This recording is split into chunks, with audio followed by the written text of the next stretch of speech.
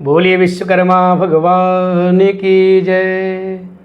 आज आप लोग इस वीडियो के माध्यम से भगवान विश्वकर्मा का पूजा 2024 में कब है, कौन से तारीख को विश्वकर्मा पूजा है, आप लोग इस वीडियो के माध्यम से जानकारी प्राप्त करेंगे।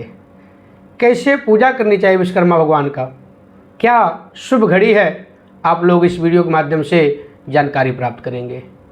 सबसे पहले मैं आपको एक भगवान विश्वकर्मा का कथा सुनाना चाहूँगा और आप लोग हमारी वीडियो में अंत तक बने रहें। फिर हम आप लोगों को विश्वकर्मा पूजा किस तारीख को है और क्या शुभ मुहूर्त है और कौन सा ऐसा उपाय करने से उसमें और ज़्यादा चमत्कारिक फल मिलेगा, आप लोग इस वीडियो को ध्यान से देखें। तो आइए सर्वप्रथम भगवान विश्वकर्मा का कथा श्रवण करते हैं। बोलिए विश्वकर्मा भगवान की जय। ओ मुखं करोतु वाचालं पंगुं लंघयते गिरिं यत्कृपातमहं वन्दे परमानंदमाधवं। श्रुत उवाच आश्विन मास के शुक्ल पक्ष के भगवान कृष्ण पक्ष के चतुर्दशी को ऋषि विश्वकर्मा की पूजा की जाती है। यह पूजा यानी कि मैं बता भी देता हूँ कब है। 17 सितंबर को 2024 में विश्वकर्मा पूजा है। इस दिन पूजा करने से व्यापारियों को, व्यवसायियों को विशेष फल की प्राप्ति होती है। मान्यता है कि इस दिन भगवान विश्वकर्मा का जन्म हुआ था। इन्हें दुनिया का पहला वास्तुकार और इंजीनियर भी माना जाता है और कहा जाता है। यही कारण है कि फैक्ट्रियों और कंपनियों में विश्वकर्मा पूजा की जाती है। हिंदू मान्यताओं के अनुसार प्राचीन काल में देवताओं के महल और अस्त्र शस्त्र विश्वकर्मा भगवान ने ही बनाया था, लेकिन बहुत कम लोग जानते होंगे कि भगवान विश्वकर्मा का जन्म कैसे हुआ था। तो हम आप लोगों को बताने जा रहे हैं विश्वकर्मा भगवान का जन्म कैसे हुआ था।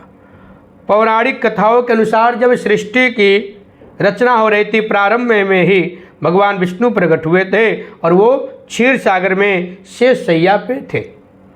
विष्णु जी की नाभि से कमल निकला। इसी प्रकार से ब्रह्मा जी के 4 मुख थे और ब्रह्मा जी के पुत्र, जैसे ब्रह्मा जी के 4 पुत्र थे, प्रकट हुए थे। ब्रह्मा जी के पुत्र का नाम वासुदेव, वासुदेव के धर्म की वस्तु नामक स्त्री से जन्मे 7वें पुत्र थे। इसका पत्नी का नाम अंगिरसी था। इन्हीं से वासुदेव का पुत्र हुआ जिनका नाम ऋषि विश्वकर्मा था। मान्यता है कि अपने पिता वासुदेव की तरह ही ऋषि विश्वकर्मा भी वास्तुकला के आचार्य बने। भगवान विश्वकर्मा के पिता की तरह ही वास्तुकला में महान विद्वान बन गए। कहा जाता है कि भगवान विश्वकर्मा ने ही विष्णु जी का सुदर्शन चक्र और शिव जी का त्रिशूल, भगवान श्री कृष्ण की द्वारिका नगरी, पांडवों का इंद्रप्रस्थ का रचना किया था और पुष्पक विमान, इंद्र का वज्र, सोने की लंका बनाई थी। लंका में सोने के महल का निर्माण शिव जी के लिए भी इन्होंने किया था। ऐसा कहा जाता है कि महल की पूजा के दौरान रावण ने इसे दक्षिणा के रूप में ले लिया था। ऐसा पौराणिक कथाओं में मान्यता है। तो भगवान विश्वकर्मा बहुत ही अद्भुत अद्भुत इंजीनियरिंग काम किए हैं, जो कि आज भी वो व्यक्ति, कोई भी इंजीनियर उस काम को नहीं कर सकता। जैसे पूरा नगर लंका का सोने का भगवान विश्वकर्मा बनाए थे, पूरा द्वारिकापुरी का निर्माण किए थे। आप लोग सोच सकते हैं कितना उनके अंदर दिमाग रहा होगा और कैसे कैसे पूरे द्वारिकापुरी का रचना किए होंगे। एक एक चीज़ को ऐसे बनाए जो आदमी देखता है तो एकदम देखता रह जाता है, टकाटक लगाए हुए।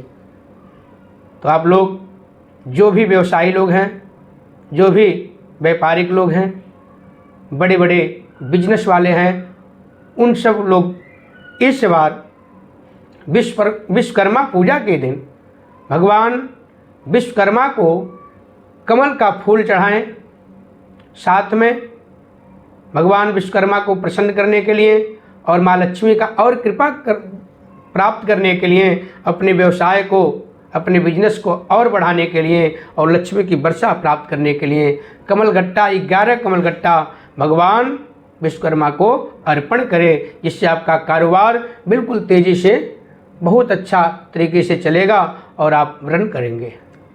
अगर किसी का बिजनेस भी स्लो चल रहा है तो भी एक उपाय को कर सकता है, ये आपको चमत्कारिक फल देगा, बहुत ही ज़्यादा आपको विशेष इसका फल प्राप्त होगा। और 17 सितंबर 2024 में जो शुभ समय है, बहुत ही अच्छा फल प्राप्त करने वाला पूजा समय है, वो है सुबह 11:15 से 2:27 तक 2024 में भगवान विश्वकर्मा का पूजा का शुभ समय है।